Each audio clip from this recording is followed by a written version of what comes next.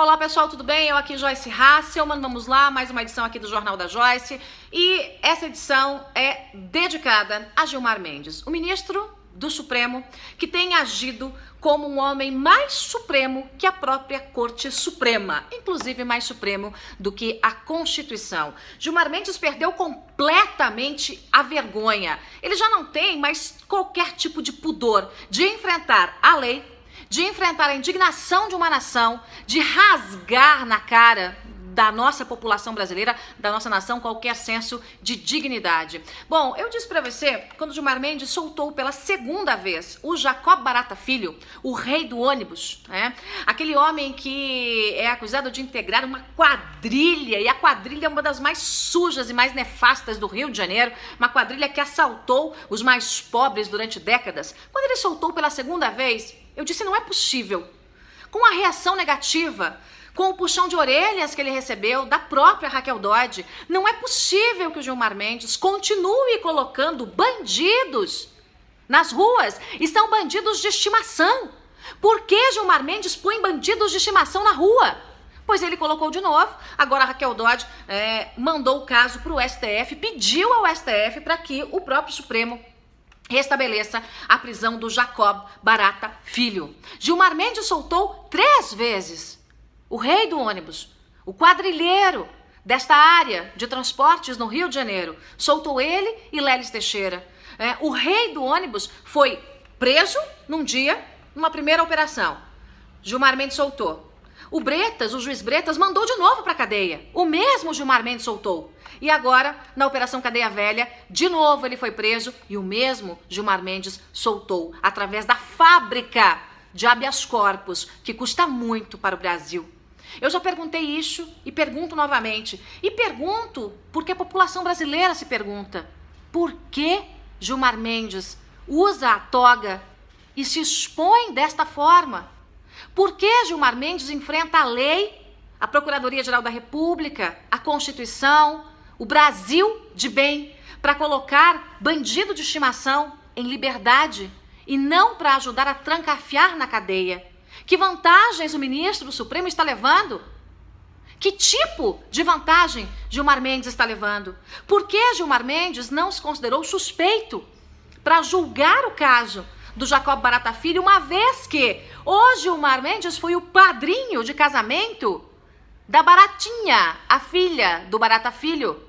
Ele foi padrinho. Sabe quem era o noivo? Sabe quem era o noivo? Era um aparentado da mulher do Gilmar Mendes, da dona Guiomar.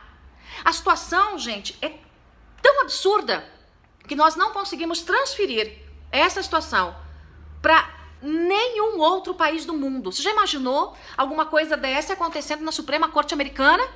Isso jamais aconteceria. Gilmar Mendes tem que ser barrado imediatamente. Gilmar Mendes tem que ser empichado. Não é possível que ele se coloque como o Supremo Todo-Poderoso e que não haja uma única possibilidade de barrar a atuação.